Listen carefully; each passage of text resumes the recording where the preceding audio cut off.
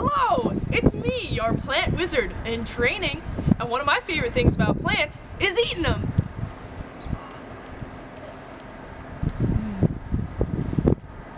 Frying them, and most recently,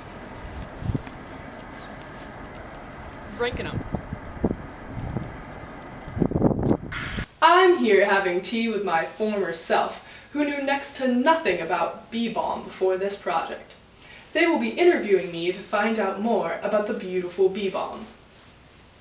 Thank you for your time today, Plant Wizard. Oh, great and powerful one, can you tell me, what is Bee Balm? This plant you speak of is known by many names. Bee Balm, bergamot, horse mint, oswego tea, but I know it by its genera, Monarda. Today, however, the name Bee Balm shall suffice. Bee Balm is an herbaceous, meaning that its stems are bendable and supple. Perennial, which means that the plant will come back for more than 2 years. That is in the mint family. Bee Balm spreads through both seeds and rhizomes, which are horizontal main stems that grow underground. Bee Balm begins to flower in late summer and will continue to bloom until early fall. There are 12 major varieties of Bee Balm, so you may see many different flower colors, but they all grow through those rhizomes, so propagation should not differ too much. Now that I know the names, O wiser one, how would I know this plant if I were to see it on a walk? Well, the vertical stalks of Bee Balm can grow to almost 4 feet depending on the variety. The leaves are simple with a rounded end towards the stalk that tapers to a point. These simple leaves are opposite on the stem, meaning that 2 leaves come from the same place of cellular activity, called a node, and point in opposite directions. The flowers are by far the most unique thing about this plant. They grow at the top of the stem in a dense, rounded cluster. The individual flowers themselves have a tube-shaped lip that extends upwards, that have stamens or pollen-producing structures contained in them. 3 slender lower lips extend downwards to provide a landing place for insects. Thank you for this knowledge, O wizard, but tell me, why would I even want to plant this in my garden? Well, this is a native plant that is excellent for attracting pollinators like honeybees, hummingbirds, and even moths. If feeding wildlife isn't enough of a reason for you, you can eat this plant too.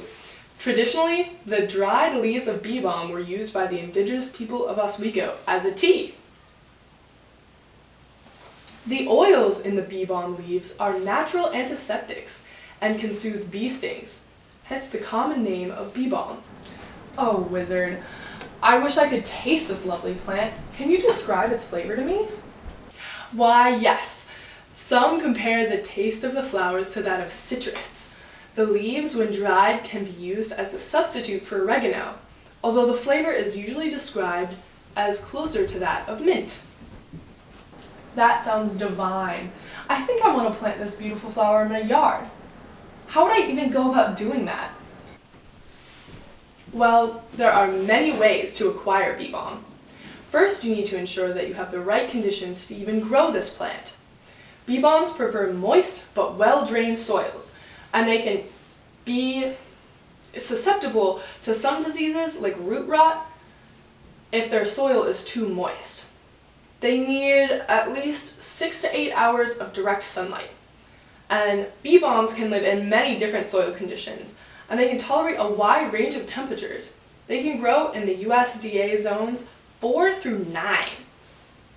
You can grow Bee Balm from seed or from cuttings, but today I'll focus on telling you my favorite method, division.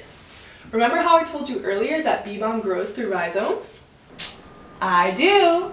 Well, first it's important to be aware that growth through rhizomes can quickly take over garden space. Even though this plant is native, its height can shade out smaller plants. Luckily, the rhizomes grow close to the surface, so it's easy to pull out of areas where you don't want it to grow. Some people choose to grow it in pots, or place underground dividers that will keep the rhizomes under control.